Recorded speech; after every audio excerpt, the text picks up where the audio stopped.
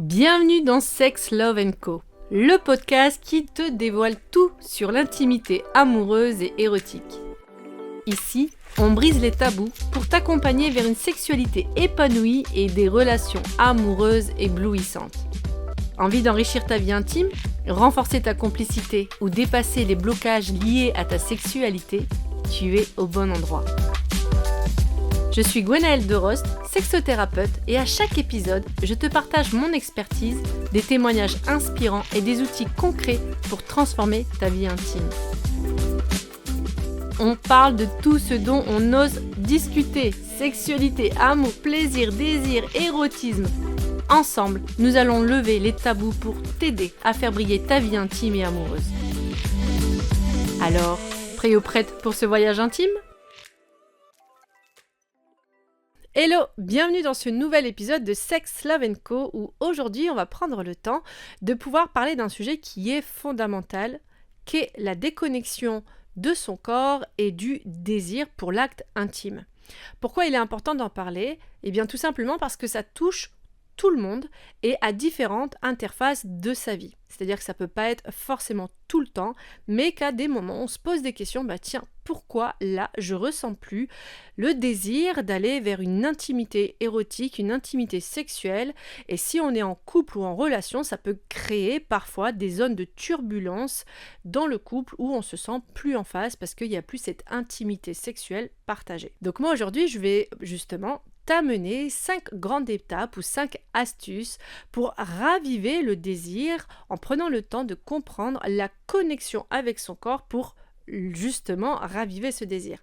Et que plus tu vas pouvoir prendre le temps de pratiquer ces 5 astuces, ces 5 grandes étapes, plus tu vas te rendre compte de l'importance du corps dans, je dirais, l'éveil et le réveil du désir. Donc reste bien jusqu'au bout de cet épisode, et si tu es justement déjà dans un espace tranquille, au moment où tu écoutes cet épisode, prends le temps de pouvoir faire pause parfois et de pouvoir prendre le temps de vivre instantanément ces astuces pour voir déjà qu'est-ce que ça peut procurer à l'intérieur de toi. Et si tu es en voiture ou en train de faire autre chose, prends le temps tout simplement de revenir sur ces étapes, réécouter cet épisode et de le vivre jusqu'au bout.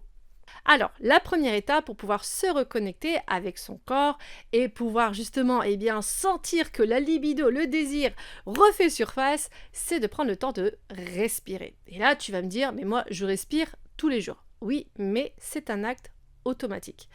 C'est-à-dire que là, on va aller apporter de la présence et de la conscience sur, tiens, comment moi je respire là maintenant, et se questionner si cette respiration, elle est suffisante pour le corps, qui pourrait du coup potentiellement ramener la présence, de ressentir les sensations dans le corps quand on prend le temps de respirer. C'est un outil qui est simple, c'est un outil qui est accessible pour tout le monde et c'est un outil qui est gratuit. Et pourtant, on ne prend pas le temps de bien respirer. Au contraire, on a tendance à respirer à peine à 30% de la capacité de ce que les poumons peuvent justement réceptionner. Pourquoi ? Parce que cette respiration, elle est souvent localisée au niveau de la cage thoracique et des épaules. Tu me diras, c'est normal, les poumons se trouvent là. Oui, mais en fait, on n'est pas en train d'utiliser un des organes, l'organe, je dirais même, fondamental pour la respiration, qui est le diaphragme, qui se trouve juste en dessous de tes côtes, et auquel cas, tu peux même plonger tes doigts au niveau des dernières côtes de ton milieu du ventre, et pouvoir là, sentir le diaphragme. Au début, ça peut être déjà d'ailleurs très inconfortable, parce que le diaphragme a tendance à être atrophié, parce qu'on ne respire jamais avec le diaphragme, puisqu'on n'utilise que le haut du corps et jamais le bas du corps. Donc, l'idée, c'est de ramener cette fameuse présence. Qu'est-ce que ça veut dire ? C'est de prendre le mental, qui est souvent distrait par le stress, les occupations du quotidien, je dirais aussi toutes les tâches à faire, donc qui fait qu'on n'est absolument jamais avec le corps, mais tout le temps dans le mental, dans la tête, dans les pensées. Donc l'idée, c'est de ramener la présence de ton mental au niveau de ton bas du ventre. Pourquoi? Parce que en prenant le temps d'inspirer avec le nez et de faire gonfler le bas du ventre, donc en faisant ce qu'on appelle une respiration ventrale, eh bien qu'est-ce que ça va faire du coup? Ça va faire actionner du coup ton diaphragme qui va permettre l'ouverture de la cage thoracique, donc puissamment permettre aux poumons de réceptionner leur pleine capacité d'oxygénation et qui va te permettre de ressentir du coup tout simplement plus de sensations. Et ce qui est intéressant, c'est que le travail de l'inspire permet d'ouvrir le corps, le travail de l'expire permet d'enlever tout ce qui a pu lieu d'être, ce qu'on appelle d'ailleurs le dioxygène, c'est-à-dire le souffle qu'on n'a plus besoin dans le corps, qui a été déjà utilisé, mais d'un point de vue aussi émotionnel, ça permet le relâchement. Ça permet le relâchement des tensions, ça permet le relâchement, je dirais aussi, des pensées ou de tout ce qui nous percute dans le quotidien et qui ne sont plus nécessaires, au contraire, qui vont nous entraîner dans une boucle infernale du mental, alors que si tu prends le temps de respirer en pleine conscience, en pleine présence, d'une manière ventrale, tu vas pouvoir pleinement te détendre et amener de nouveau du coup de la fraîcheur, si je puis dire, dans ton corps. Et c'est important d'amener cette pleine présence. Qu'est-ce que ça a changé d'ailleurs pour moi dans la vie, cette respiration? Ça a changé énormément de choses. Je suis quelqu'un qui est très aussi mental, qui était très occupé par plein de choses, par un quotidien très mouvementé. Donc le fait de pouvoir ramener mon mental dans mon corps, donc vraiment de sentir ce ventre qui se gonfle, ce ventre qui se dégonfle quand je respire en pleine présence et en pleine conscience, eh bien j'ai senti justement ces zones parfois de blocage dans mon corps parce qu'il y avait cette respiration qui était trop saccadée et que de permettre de pouvoir ouvrir la cage thoracique et de permettre du coup laisser le flot de la respiration du bas du ventre jusqu'à la tête se cheminer, ça m'a permis de complètement me relâcher, de me relaxer et de changer une dynamique dans ma présence, aussi dans la sexualité, parce que je prenais le temps de ralentir et d'être en présence avec ce qui se passe à l'intérieur de moi, juste avec la respiration. Ça a aussi permis de détendre énormément de connexion neuromusculaire au niveau de mon sexe qui était complètement tendue puisque j'ai souffert de vaginisme et de dyspareunie et qu'en prenant le temps de détendre à travers la respiration la zone au niveau de mon sexe, ça m'a permis de retrouver le désir et le plaisir. Donc la mise en pratique pour que tu puisses sentir justement tout de suite les effets de cette première étape qui est importante pour te reconnecter avec ton corps, c'est que tu puisses prendre le temps d'être allongé ou d'être assis confortablement et de respirer de manière consciente et connectée pendant minimum 5 minutes. Pour cela, ce que tu vas faire, c'est que tu vas pouvoir poser les mains au niveau de ton bas du ventre si tu le désires, inspirer par le nez en faisant gonfler le bas du ventre, expirer par la bouche si c'est aisant et aisable pour toi, pour relâcher justement ce bas du ventre au maximum que tu peux, comme si tu avais la sensation que ton ventre se creuse, et de répéter cette action. Donc pourquoi? Parce que c'est important qu'elle reste connectée, c'est-à-dire que ton mental, il est vraiment présent de ce qui se passe dans le ventre, qui se gonfle quand tu inspires, qui se dégonfle quand tu expires, et de faire cette respiration perpétuelle, en perpétuelle connexion pendant 5 minutes. Et vois ce qui se passe à l'intérieur de ton corps, parce que forcément, tu vas être connecté avec la respiration. Le mental, la présence du mental est capitale dans ta respiration si tu veux reconnecter le corps aux sensations. Donc la clé de cette étape, la respiration en pleine présence et conscience de ton mental dans ton bas du ventre pour respirer de manière ventrale, 5 minutes le matin, 5 minutes le soir. Ensuite, pour ta seconde étape, ce qui est capital pour la reconnexion avec ton corps, c'est l'appropriation de l'image que tu fais de ton corps. Et ça, c'est une phase qui est fondamentale. C'est-à-dire que si tu as une image très critique, puisqu'on est les premiers juges de soi, forcément, la connexion avec ton corps va se faire de manière très, très éloignée. Et il est capital de ramener de nouveau cette présence sur comment est ton corps et l'acceptation de comment il est détaché de tous les regards, de ce que les standards ont amené sur comment devait être ton corps. Parce qu'on a tendance à se comparer face à des standards complètement irréalisables, que j'appelle ça le diktat de ce que doit être le corps, autant chez la femme que chez l'homme, qui fait que si il n'appartient pas à ce standard ce corps, donc mon corps, eh bien je vais avoir tendance à penser qu'il n'est pas assez ou trop, et du coup à mettre de la distance relationnelle, émotionnelle et physique avec mon corps. Sauf que si on amène cette distance, eh bien forcément on est en distance avec le potentiel de sensations qu'il peut offrir, et notamment l'éveil et le réveil du désir, et le réveil et je dirais l'éveil du plaisir. Donc c'est hyper capital de ramener de la présence avec mon corps tel qu'il est, dans ses formes, dans ses mouvements. Le corps est en perpétuel mouvement, le corps est traversé par des bouleversements de vie qui peuvent être positifs ou négatifs selon l'expérience, et c'est important de pouvoir justement ramener cette présence. Moi j'aime beaucoup comparer le corps humain comme l'écorce d'un arbre. Vous voyez l'écorce qu'on voit là à la surface, c'est quand même la première partie d'un arbre quand il naît. Donc quand il est né, le corps est justement neuf, il est sauvage, et c'est pareil pour l'arbre, et petit à petit, l'écorce devient en fait la partie la plus ancienne, la plus visible, et cette écorce, elle vieillit, cette écorce, elle a pris des chocs face aux intempéries, et nous c'est les intempéries de la vie, et donc le corps change, il vit des perturbations, des turbulences, et c'est pouvoir accepter le corps tel qu'il est. Donc ce que moi je donne souvent en exercice aux femmes et aux hommes que j'accompagne, c'est déjà de se réapproprier la présence de son corps par le toucher subtil, du bout des doigts, de toucher lentement son corps, et en fermant les yeux, et de pouvoir sentir justement ces différents monts et vallées que présente le corps, ces espaces pleins, ces espaces vides, ces espaces doux, parfois un peu plus rugueux. Et c'est intéressant justement de le faire sans jugement. On est là pour se réapproprier la présence de son corps comme un enfant, quand il nous regarde et qu'il nous voit là pour la première fois. Est-ce qu'il va juger notre corps? Non, il va être là, il va vouloir explorer avec innocence justement le corps sans jugement. Essayer de retrouver ce regard primaire qu'on a justement de notre corps, ce regard de l'enfant innocent. Et donc c'est vraiment de pouvoir la toucher, ce corps, dans cette innocence. Ensuite, ce que je t'inviterai à faire aussi, c'est de pouvoir prendre le temps de te promener tout nu au maximum que tu peux. Si ça doit passer par des étapes où c'est d'abord en lingerie, petite culotte soutif ou caleçon, enfin peu importe, c'est ok.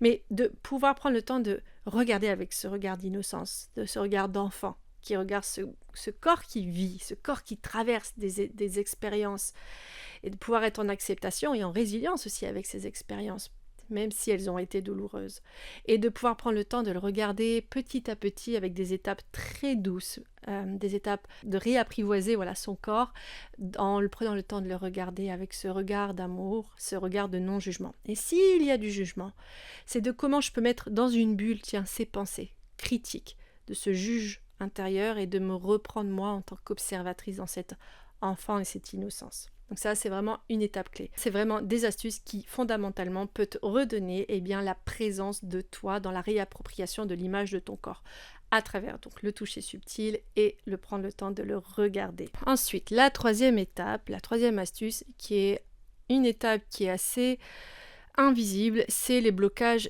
émotionnels liés à son intimité qui fait la perte de désir, parce que justement il y a, dû à des blessures du passé, dû à des bouleversements de vie, une distance qui s'est prise avec le corps, une distance qui s'est prise du coup même avec sa respiration, qui fait que ça entraîne encore plus de stress et encore plus d'anxiété avec soi-même et dans l'interaction avec son ou sa partenaire.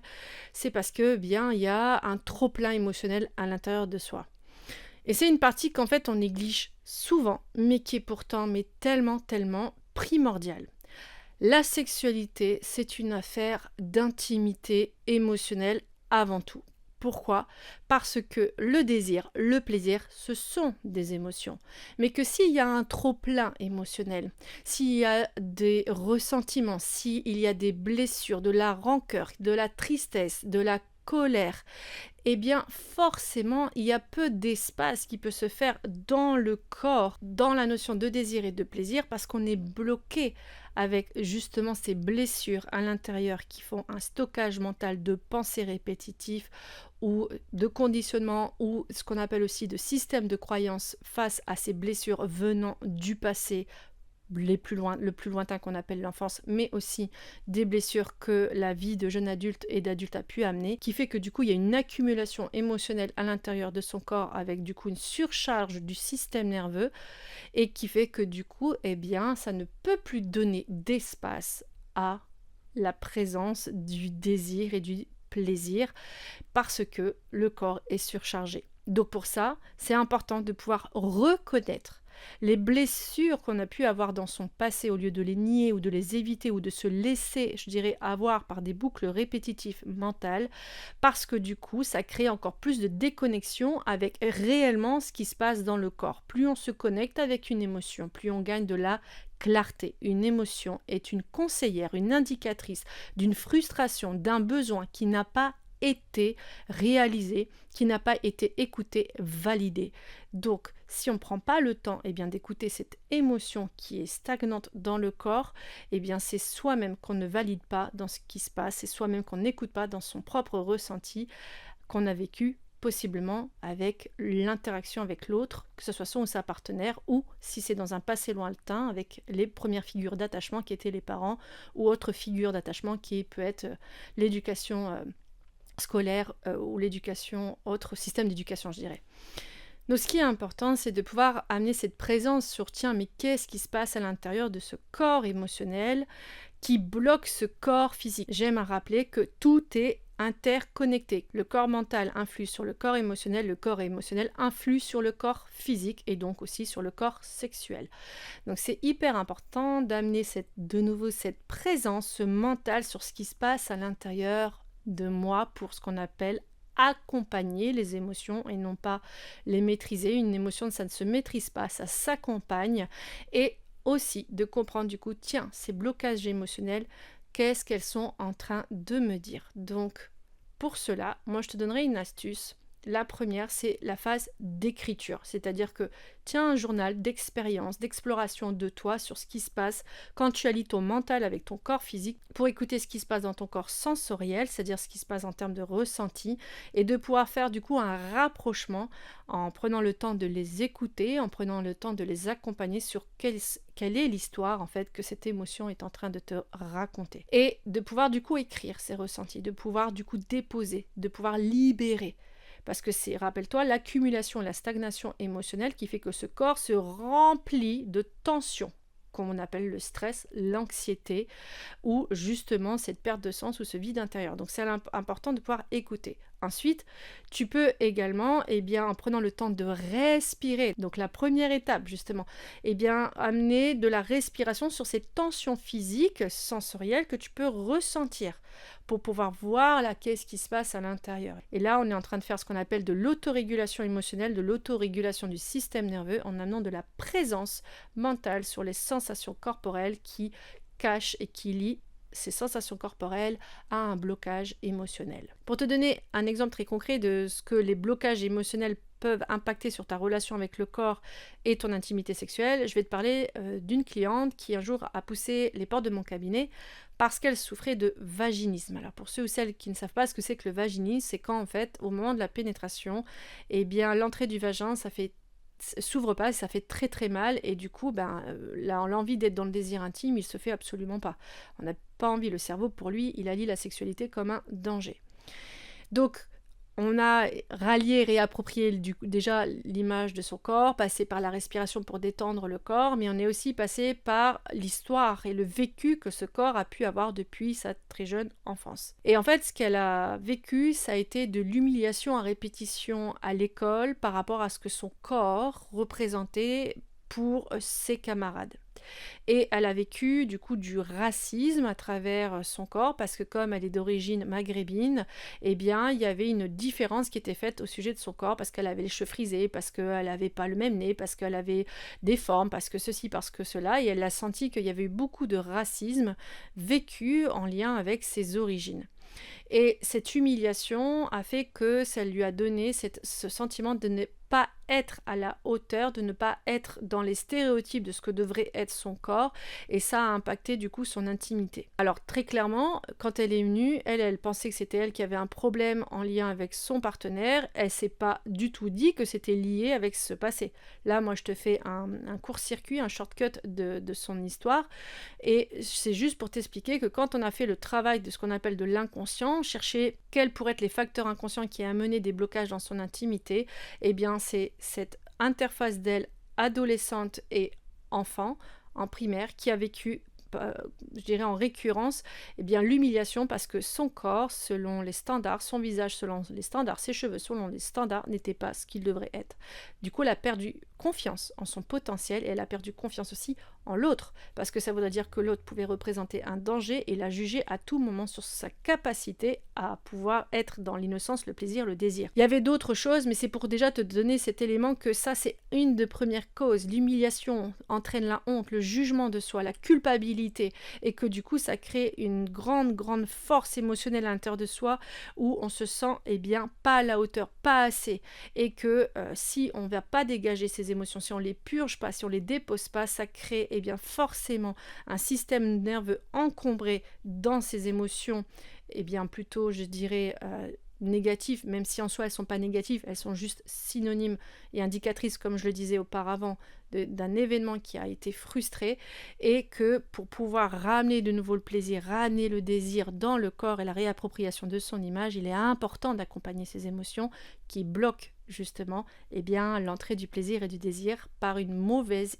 image de soi. Donc vraiment, prends le temps d'écrire, ça va être important, c'est vraiment très thérapeutique de pouvoir écrire ce qui se passe en lien avec tes blocages émotionnels pour cette troisième étape. Ensuite, la quatrième étape, la quatrième astuce, qui va être la plus excitante et la plus palpitante, c'est de pouvoir s'offrir des nouvelles explorations. Pourquoi ? Parce que ça va justement donner une nouvelle information au cerveau que, eh bien, le corps physique n'est pas forcément juste un corps de souffrance où il y a des émotions fortes, où il y a, eh bien, aussi du stress, de l'anxiété. Au contraire, c'est une vraie notion de désir et de plaisir. Donc, s'offrir des espaces d'exploration, s'ouvrir à la curiosité, va te permettre de pouvoir te réapproprier encore plus l'espace de ton corps dans une nouvelle dimension et en plus recréer le désir, l'envie d'être dans l'acte corporel sans forcément la pénétration, mais déjà dans un acte érotique, intime, charnel, érotico-sensuel si tu le désires. Pour ça, moi, je t'inviterai eh bien, à, pourquoi pas, pratiquer les méthodes tantriques qui ramènent justement de la présence, le mental dans le corps, la notion de douceur, de plaisir, de découverte par des pratiques très, je dirais, insolites que tu sont insoupçonnés, qui va te faire entraîner, qui va t'entraîner justement dans une nouvelle dimension dans ta sexualité. Ça peut être par des massages sensuels, ça peut être par des respirations synchronisées avec ton ou ta partenaire, ça peut être de faire du ice gazing, se regarder les yeux dans les yeux et de respirer ensemble avec une respiration sensuelle. Il y a tellement de pratiques tantriques qui vont t'amener une nouvelle dimension, une nouvelle exploration dans ta sexualité qui va te susciter de nouveau l'envie d'être dans l'acte intime. Pour cela, tu peux déjà, toi, en solo, parce que c'est déjà la première rencontre avec soi, mais aussi avec toi ou ta partenaire, eh bien te faire couler un bain, mettre des bougies, te toucher sensuellement dans le bain avec ton ou ta partenaire. Tu peux aussi également t'offrir des touchés subtils avec ton ou ta partenaire avec le ralentissement ou en solo. C'est vraiment d'amener toujours cette présence et de respirer cette fois-ci dans le plaisir avec le râle du plaisir. Et là, tu verras que tu vas comprendre que ton corps, plus tu amènes justement aussi cette sensualité, que tu amènes la présence dans l'érotisme, il va t'offrir une nouvelle dimension. Tu peux aussi agrémenter l'exploration par des jouets sexuels, érotiques, tels que les sextoys ou encore des pratiques hyper insolites comme pourquoi pas du body painting avec du chocolat, avec de la nourriture où on s'embrasse langoureusement. Ça va te permettre de ramener justement le côté ludique dans la sexualité et non pas le côté routinier et souvent calqué à travers les films pornographiques. Sois créatif, sois curieux, curieuse dans ta sexualité, tu verras que ça va changer la donne. Et d'ailleurs, il y a des recherches qui ont démontré que plus en fait on amenait de la nouveauté dans son intimité, notamment corporelle et sexuelle, et bien plus ça allait produire justement le désir, donc à travers les hormones du désir, et que on a envie d'aller encore plus loin à chaque fois dans l'exploration et susciter du coup un nouveau réveil et éveil des sensations dans le corps qui étaient jusqu'alors insoupçonnées. Enfin, dans ta 5e étape, dans ta 5e astuce, qu'est-ce qui va être important? Ce qui va être important, c'est de nourrir l'intimité au quotidien. C'est important d'être régulier en fait dans le rapprochement, la connexion avec ton corps pour pouvoir raviver le désir. Parce que si tu vas mettre ça au loin, si tu vas dire je ressens pas de désir, donc voilà, j'attends que ça revienne, c'est là où tu te trompes, parce que ça revient pas d'un coup d'un seul. Il y a des périodes qui vont susciter plus l'envie, telles que par exemple le printemps et l'été, si on parle d'un point de vue de saison. Mais en fait, quand on est dans une certaine routine, un certain engrenage du quotidien, c'est important de ramener une connexion quotidienne avec son corps. Pourquoi? Sinon, on se laisse échapper de nouveau dans le mental. Et c'est tout ce qui fait que du coup, on est beaucoup éloigné d'une réelle intimité avec soi-même et son partenaire, puisqu'on est loin de son corps. Donc l'idée, c'est de pouvoir ramener de nouveau, à travers des moments qui peuvent être très basiques, dans les sens sensoriels, le corps en présence de ce qui se passe dans le ici, là, maintenant. Comment? Par exemple, juste avec une tasse de thé, café ou tisane, peu importe, sentir, goûter, toucher, de prendre le temps de pouvoir être avec tes sens sur ce que tu es en train de faire en action. C'est-à-dire que tu ramènes l'être dans le faire. Et ça te ramène la présence du moment présent, le ici, là et maintenant. Ce qui fait que forcément, ton mental est en alliance, est en union avec ton corps, qui fait que du coup, ça va ramener cette présence au quotidien. Et donc, l'intimité, elle s'enrichit, la reconnexion avec ton corps, elle s'enrichit, et le désir, il va être beaucoup plus palpitant, il va être beaucoup plus ravivé, parce qu'il y a toujours cette constance présente entre la tête et le corps et les sensations. Et dans l'intimité, ça peut être, si on n'a pas envie d'un acte pénétratif, c'est déjà de se renouer avec le corps. C'est-à-dire que si on est en solo, c'est de prendre le temps, comme je l'ai dit dans l'étape 2, de se toucher subtilement, de se sentir, de se goûter. Mais si on est avec son ou sa partenaire, c'est la même chose. On n'est pas obligé d'être dans un acte sexuel pénétratif, je dirais centré que sur les corps génitaux ou sexuels. Non, au contraire, tout le corps aime la douceur, tout le corps aime la tension, tout le corps aime le ralentissement, qui va permettre justement de sentir qu'il y a un réel intérêt, une réelle considération du corps, par le mental, par la présence, et qui fait que ce lien va amener que le désir va être plus perpétuel, parfois plus dynamique, parfois juste beaucoup plus doux, mais en tout cas le désir reste présent. Parce que tu es présente avec toi-même en alliance entre le mental et ton corps. Donc, la reconnexion de ton corps se fait vraiment avec une reconnexion de ton mental dans les sensations de ton corps et par une réelle qualité, je dirais, de relations sensorielles avec soi-même et avec son ou sa partenaire. Comme je l'ai dit pour l'étape juste avant, t'installer des moments très intimes avec toi-même, des bains sensuels et t'éloigner des distractions. Éloigne-toi des distractions du quotidien, par le téléphone, par Netflix.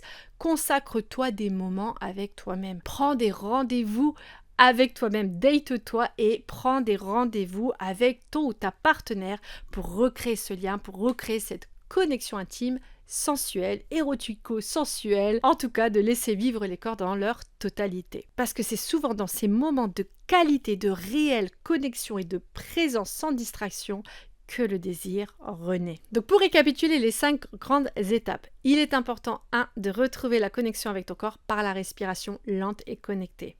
Ensuite, de pouvoir avoir une connexion avec ton corps avec beaucoup plus d'amour et de bienveillance. Puis, prendre conscience dans ta 3e étape des blocages émotionnels qui peuvent bloquer justement l'éveil du désir et la vraie reconnexion avec ton corps. ensuite de t'autoriser dans ta 4e étape à de nouvelles explorations pour éveiller la curiosité, réveiller le désir en sortant d'une routine justement dans le lien intime. Et enfin, de pouvoir travailler sur la régularité, ces rencontres avec soi-même pour que la reconnexion avec ton corps, elle se fasse parce qu'il se sent enfin désiré par toi, par ton ou ta partenaire et que ton ou ta partenaire se sente désiré. Ces étapes, elles sont accessibles pour tout le monde et te permettront de retrouver instantanément la reconnexion avec ton corps et ton désir et retrouver une réelle intimité. Si tu veux encore aller plus loin et découvrir encore plus d'astuces, n'hésite pas à t'inscrire à ma newsletter. N'hésite pas aussi à retrouver sur ma chaîne YouTube d'autres astuces. Et si tu désires aller encore plus loin, eh bien sache qu'il y a un programme digital qui est disponible pour les hommes où il y a des pratiques et des méthodes tantriques, taoïstes et neurocognitives pour retrouver du plaisir et une nouvelle dimension dans ta sexualité et que si tu désires avoir des nouvelles très fraîches et bientôt sur le programme couple et le programme femme qui va être mis en place avant la fin de l'année, eh bien n'hésite pas à t'inscrire à la newsletter de nouveau, mais aussi à t'inscrire à ce qu'on appelle la waiting list, c'est-à-dire à la liste d'appels où dès que toi t'es inscrit, je t'envoie un email pour te dire ça y est, ce programme est en ligne. Et tu verras que tous ces contenus sont là pour te donner encore plus d'outils de pratique, pour explorer encore plus loin ton intimité et ta sexualité. Je te remercie de m'avoir écouté pour cet épisode, j'espère que ces 5 étapes vont t'aider à retrouver la connexion avec ton corps et à retrouver le désir pour une intimité, une sexualité encore plus épanouissante. En attendant, prends soin de toi. Moi, je te retrouve mardi prochain pour un nouvel épisode de Sex, Love & Co. Merci d'avoir écouté cet épisode. J'espère qu'il t'a donné des clés pour enrichir ta vie amoureuse et intime. Si tu as aimé, abonne-toi, laisse un avis et partage-le. Moi, je te retrouve mardi prochain pour une nouvelle dose d'amour, de complicité et de sensualité. Si tu veux dès maintenant retrouver d'autres astuces ou d'autres ressources, n'hésite pas à consulter ma page Insta, ma chaîne YouTube ou encore de découvrir ma page web sur Sublimation, l'école virtuelle de l'éveil tantrique et de l'intimité. En attendant, prends soin de toi et je te dis à très vite pour un nouvel épisode de Sex, Love & Co.